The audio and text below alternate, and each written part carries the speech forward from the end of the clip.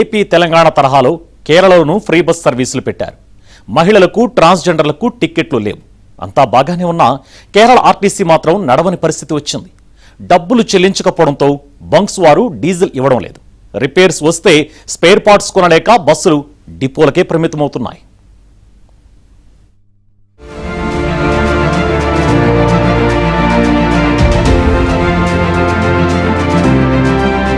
అధికారంలోకి వస్తే మహిళలకు ఉచిత బస్సు సదుపాయం కల్పిస్తామన్న కేరళలోని కాంగ్రెస్ పార్టీ ఇచ్చిన మాట నిలబెట్టుకుంది. ప్రియదర్శిని పథకం పేరుతో ఉచిత బస్సు సౌకర్యం కల్పిస్తోంది. కేఎస్ఆర్టీసీకి చెందిన ఆర్డినరీ బస్సుల్లోని 7 కేటగిరీల్లో మహిళలు ఉచితంగా ప్రయాణం చేయవచ్చని వివరించింది. ఇందుకోసం అయ్యే ఖర్చును ఆర్టీసీకి చెల్లిస్తామని ప్రభుత్వం హామీనిచ్చింది.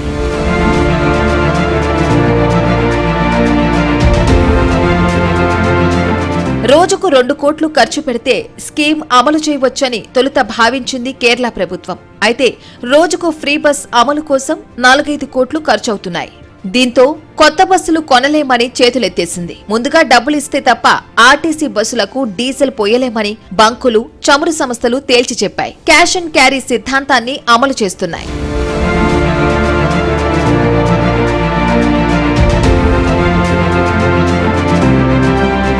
ఫ్రీ బస్సు పెట్టడంతో బస్సులు ఎక్కే మహిళల సంఖ్య పెరిగింది. ప్రైవేట్ బస్సులు సైతం భారీగా ఆదాయం కోల్పోతున్నాయి. ఆటోవాలాలు ఉపాధి కోసం వేరే పనులు చేసుకోవాల్సిన పరిస్థితి వచ్చింది. కేరళ ఆర్టీసీ అప్పుల ఊపిలో కూరుకుపోతోంది. జూన్ 15 నుంచి ఈ ప్రియదర్శిని పథకాన్ని అమలు చేశారు. దాంతో సమస్యలు స్టార్ట్ అయిపోయాయి. అక్కడ ఆల్రెడీ కేఎస్ఆర్టీసీ పరిస్థితి దారుణంగా ఉంటే ఈరోజు కనీసం జీతాలు కూడా ఇవ్వలేని పరిస్థితి నెలకొంది. మరోటి ఏదైతే కండక్టర్లు ఉన్నారో ఒక టికెట్ బదులు 4-5 టికెట్లు కొట్టేస్తున్నారు. తద్వారా ఎక్కువ టికెట్ సేల్స్ అయితే చూపించి ప్రభుత్వం నుంచి ఎక్కువ డబ్బులు అడుగుతున్నారట. ఆ స్కామ్ కూడా బయటపడింది. దాని విచారణ కూడా జరుగుతుంది.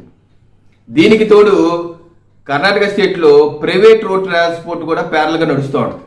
గతంలో ఆంధ్రప్రదేశ్లో, విజయవాడలో ఈ రకంగా ప్రైవేట్ బస్సులు ఎక్కువగా ఉండేవి.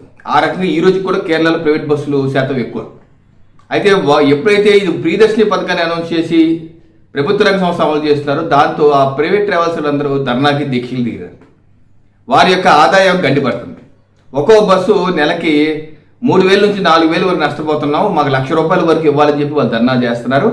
నిరసనగా వినూత్న నిరసన ఏంటంటే ప్రైవేట్ బస్సుల్లో మగవారికి ఉచితంగా ట్రావెల్స్ ప్రయాణం చేసే పరిస్థితి ఇస్తున్నారు. అలా చేస్తే ప్రభుత్వం వాళ్ళని పట్టుకుని ఆ బస్సు వాళ్ళ మీద 7,000 నుంచి 10,000 జరిమానా విధిస్తున్నారట.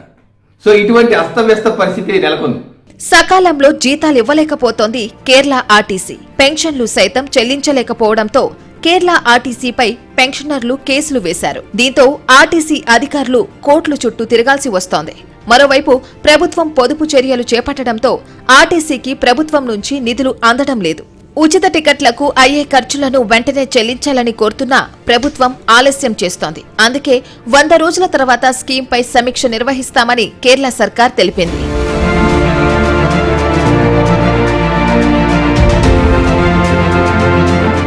నష్టాలను భరించలేక ఇప్పటికే చాలా బస్సు సర్వీసులను కేరళ ఆర్టీసీ నిలిపివేసింది.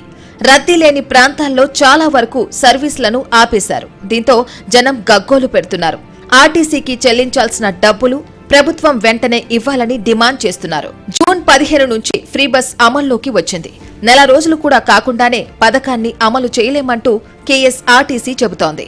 ఎన్నికల్లో హామీ ఇచ్చాము కాబట్టి ఫ్రీ బస్సు భరించాల్సిందేనంటోంది కాంగ్రెస్ పార్టీ. మహిళలకు ఉచిత బస్సు సౌకర్యం కల్పిస్తున్నాం కదా అని పురుషులకు టికెట్ రేట్లు పెంచితే ప్రజల నుంచి వ్యతిరేకత వస్తుంది. దీంతో ఏం చేయాలో తెలియక ప్రభుత్వం సతమతమవుతోంది.